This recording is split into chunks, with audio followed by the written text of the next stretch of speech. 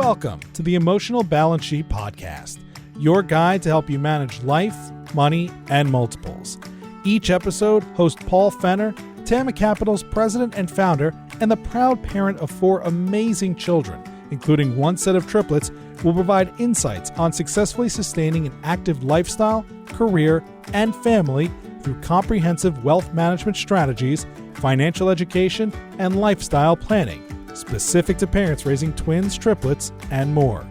Learn more, subscribe to the show, or connect with Paul at TAMMACapital.com. This podcast is for informational purposes only and should not be relied upon for investment decisions. Clients of TAMMA may retain positions in the securities discussed in this podcast. One of the unique outcomes of hosting this podcast has been having all of these really fascinating conversations with people about their life transitions. We've talked to people that have gone through job loss, relocating, starting a new business, starting a new family. And recently I wrote an article about why I became a financial advisor.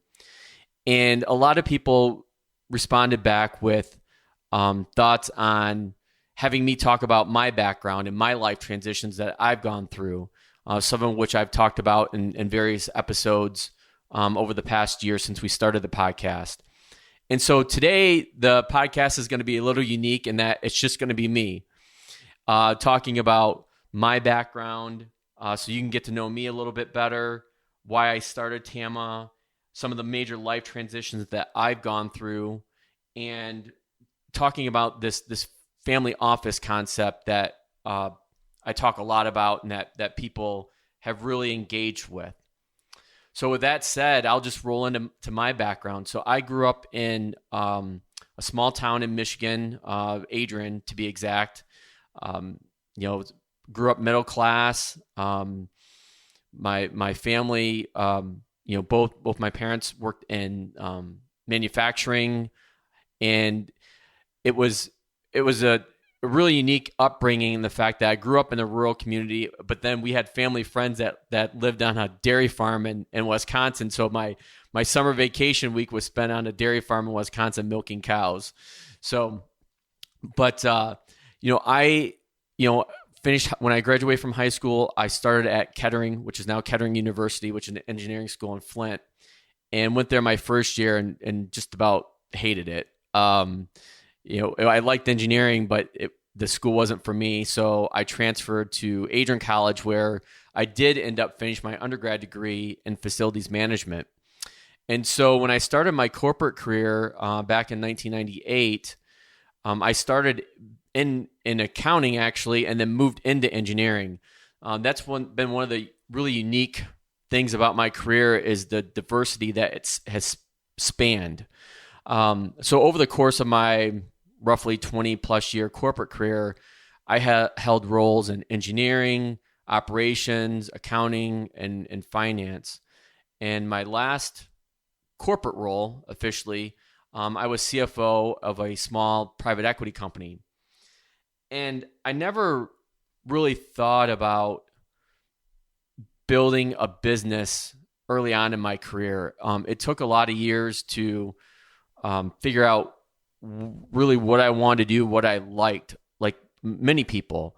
But I can actually go back to when I was 13 years old and remember the first time that I bought my first stock. And I wish that I had held it for these last, I guess, almost 30 years, which was Microsoft. So when I was 13, I opened up my first brokerage account with money that I had saved from working. I had paper out and birthday money and all that. And so that's really where the seed was planted. But I never thought that I'd have a career as an advisor in the financial service industry. To be honest with you, when companies would come on recruiting trips to Adrian College, I was really kind of turned off by their process, which was a lot of cold calling, selling products. The financial planning industry has changed dramatically over the years, and so as I went through my corporate career, I thought that if I were to start my own firm, that's how I would do it. I would start my own firm. I knew that there was a better way, and I wanted to be independent. I didn't want anybody to tell me what I could or couldn't do. And so that's kind of the seed of how TAMMA at the not at the time was kind of planted. So I kept my corporate career going while I started TAMMA roughly 10 years ago. And so that kind of probably gets me to my first major life transition of the day I started my firm was the day that my triplets were born. So December of 2010. And I was actually relocating from North Carolina back to Michigan, where my wife, Teresa, was at. Our family was still mainly here in Michigan. And so we decided we had to be back here for family help. The thought of raising triplets on our own was very overwhelming. Still is today. But we knew we needed that family support. So I came back to Michigan from North Carolina, landed a corporate role, and just absolutely hated it. And I think that was the driver that said, okay, I've got to start this. But like I was having a conversation a few days ago with a TAMMA family, the journey of starting a business is not for the faint of heart, especially in my situation where I was really risk adverse. I just had these triplets, and I just couldn't throw my corporate career away. Financially, we just couldn't do it. Both Teresa and I had our careers and needed them. So what I did is I started building TAMMA on the side. Today we would call it a side hustle, and it's a side hustle for a reason, because it takes, when you're trying to balance a career, new family, personal relationships with your spouse or partners or friends or whatever, it takes a lot. And so I was going down the path of working on my CFA and my CFP, and taking the Series 65 to become a registered investment advisor. And so that all started, like I said, a little over 10 years ago. And I still kept my corporate career going for the first 7 years that I had TAMMA. And it wasn't until the end of 2017 where Teresa and I got to a point where we needed more balance at home, with both of us trying to have these demanding corporate careers, plus me having the business and raising not 3 but 4 kids at that time. So we had our plus one, Mackenzie, a couple years after we had the triplets, and it just wasn't working. And we can kind of see our family dynamics going off the rails in a not a good way. And so we kind of stepped back and looked at the situation and said, okay, now's probably the best time for Paul to start working on TAMMA full time. And that's what we did, because it allowed me the flexibility to be at home more often and be more supportive with our kids and our family. And looking back, as far as life transitions, it's one of the biggest ones I've ever made. But I look back on it now, and I'll look back at it 10, 20 years from now and realize that was probably one of the best decisions that Teresa and I had ever made. So one of the other things that really sparked me about 5 years ago was I had, I was in the middle of a corporate career. I was a director of financial planning and analysis for a large publicly traded company. And things weren't going well, and there was a change in leadership, and sooner rather than later, I found myself on the outside looking in. And that's been one of the highlights of, as I mentioned, having some of these conversations with people that have gone through career transitions and sharing their stories, is that happens a lot to people. And that's one of the reasons why I continue to stay in touch with people that were very important to me during that career transition, because I think people really wrap themselves and their identity around their career, for better or worse. A lot of how we feel stems from the success or potentially lack of success that we have in our career, and that was a very, very challenging time for myself, for Teresa and our family, because we just didn't know directionally where we were going to go. And I've had Rich Spriegel on the podcast. I'll link to his episode in the show notes.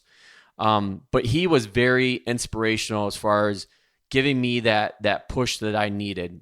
I've shared this quote that he told me with a lot of people, but he told me, Paul, you can only run from your destiny for so long.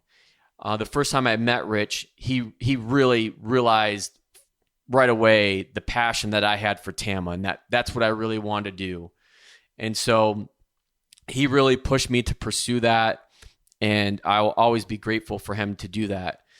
And along those lines, another important person in my life and journey with TAMMA has been Camille Jane. I've mentioned her in a few podcasts as well.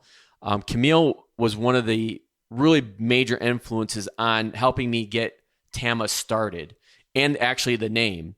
So when I first met Camille about 9 years ago, she was the president of the Community House, a local nonprofit here in Metro Detroit. And the first time I met her, and she tells this story probably way better than I do, is that the name of my firm at the time was called DreamWorks Capital Management. And I had just signed on as a partner with the Community House, and I attended a seminar that she was hosting and made the introduction. And she's like, "That's an awful name. You need to change that. If you want to work with me, if you want me to potentially be your coach or mentor, we need to change that name." And so I resisted for probably about a good year. Thankfully, Camille still obliged me and decided to start working with me. And then once our plus one came along, that's when Camille went to work on the name TAMMA. So my wife is Teresa, obviously, and then we have Aiden, Madison, Mackenzie, and Andrew. And so when you take the first initial of each of their names, first names, that's how you get TAMMA. And Camille is the one that came up with the name. And it's been really easy to talk about what I do in this family office concept because of Camille's creativity in naming my firm TAMMA after my family, because that's primarily who I work with. Whether you have, twins, triplets, multiple kids, even no kids, there's this fundamental foundation of family, which is what TAMMA is about. And that's where it's always been about family. It's always been about trying to help people, strike that balance, that balance that, Teresa and I have struggled with for all these years.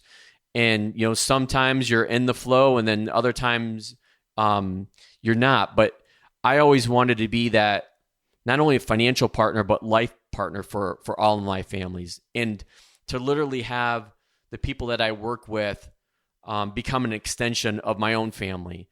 And while that may sound touchy-feely, it's really, really important to me.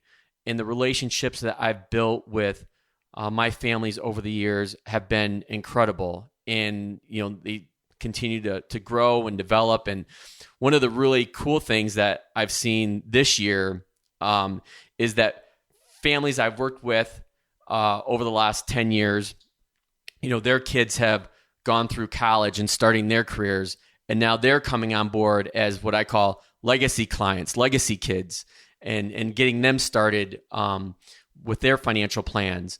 And so that whole family dynamic is so important to me and so important to what I do, because when I first meet with people, I let them know I may not be the right advisor for you because I'm going to be really involved with your life.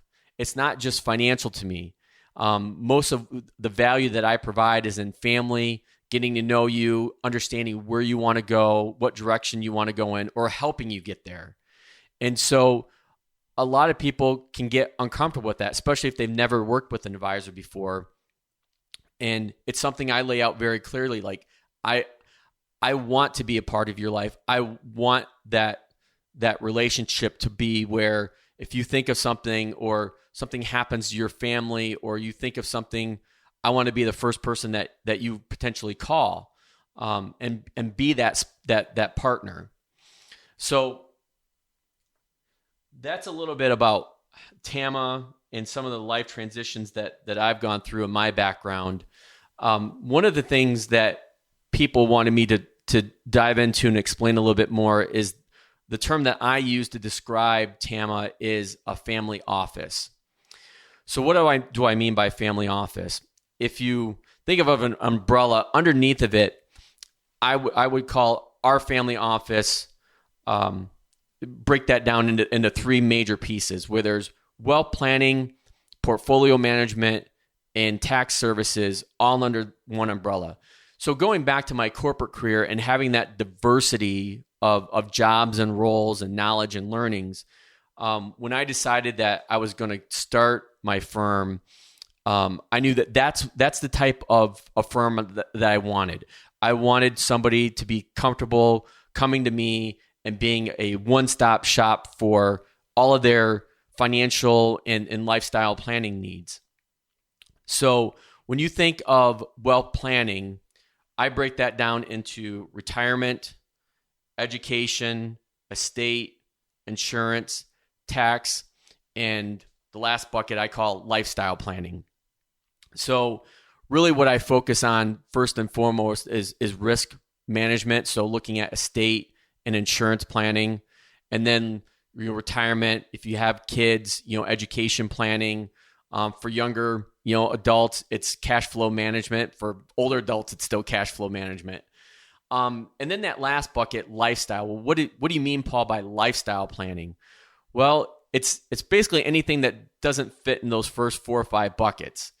And it could be, planning major vacations. It could be buying a second home or vacation, or starting a business. Anything like that you're thinking of doing, aspirations you have, that's why I want to be a part of. I want to help you figure out how to get there, and we get there through some very in-depth and detailed and comprehensive planning. So that's the wealth planning side. Then you have portfolio management, which I think is what most people think of when they think of a wealth advisor. Well, that's just somebody that manages my assets. Well, I go way beyond that. One of the things I really focus on is building a customized portfolio for the families that I work with. And it goes hand in hand with the planning. I often tell people I could put a plan together for you, but if I'm not, managing the assets, to help you achieve that plan, there's a disconnect. Just like if you want me to just manage your assets, I need to know what I'm managing for. So there's that whole planning tie that goes into that. They're really integrated. They're not siloed, and that's one of the reasons why when it comes to how we our fee structure, we charge a fee based on assets under management. There's no hidden fees. There's no, if you call me, you get charged for a meeting, or just nothing like that. I try to make it as simple and straightforward as possible. So again, I can build that relationship with people. So when they, have a thought or a question, they could shoot me an email, call me, text me, whatever, knowing that there's peace of mind there. Because that's really, at the end of the day, what I'm trying to create for families is peace of mind. That sense that I'm working with Paul, he's doing what's in our best interest, not because he's a fiduciary, but because he cares about us. And yes, I am a fiduciary. I have a legal obligation to do what's in the best interest of my families that I work with.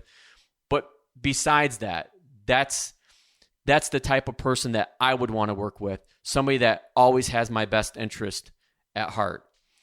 So then you get to the final piece of the family office, taxes. So we know that taxes touches everything, and taxes is becoming a bigger and bigger portion of the entire comprehensive wealth planning, because for decades we had little to no changes in tax law and tax codes, and since 2017 we've seen almost nothing but changes. And now with all with COVID and stimulus, it's made for, I think it's put an even bigger emphasis on tax planning, whether you're young, middle age, or in retirement or nearing retirement. So the whole family office, again, is this concept where a family could come and work with us knowing that we have the knowledge, the experience, the expertise to handle any of their wealth planning and life planning needs. And I was just having a conversation with a younger new couple, and we're talking about value and the value that you get. So there's a tangible value in working with an advisor, along with an intangible aspect of working with an advisor. And so there's a lot of things that when you sit down and think about your financial life that you may not think an advisor like myself would come to the table or bring up. So for example, refinancing your mortgage, looking at your insurance benefits through your employer, managing your 401k through your employer. There's a lot of avenues that I go above and beyond when it comes to working, with our families. And so, this is where I really stress that term family office, because we are here. I am here for you and your family to help you grow and develop. So with that being said, I think that hits on a lot of the questions that I had gotten back from the article about why I became an advisor.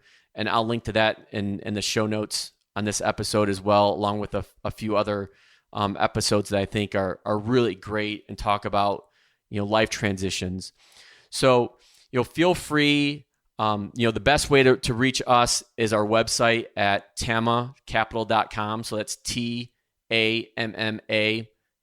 capital.com. All of my contact information's there. You can sign up for or subscribe to our podcast, which I hope you will. It's been a great honor to have so many great guests and continuing that trend. And really, this is one way I bring value to people as well. We have a blog on our website, which has a lot of great articles and details. So if there's anything that we can help you and your family with, now that you know a little bit about us, we'd love to have a conversation with you and schedule a free discovery or complimentary discovery meeting. So with that said, I will wrap up this episode. We will continue to have guests on a regular basis.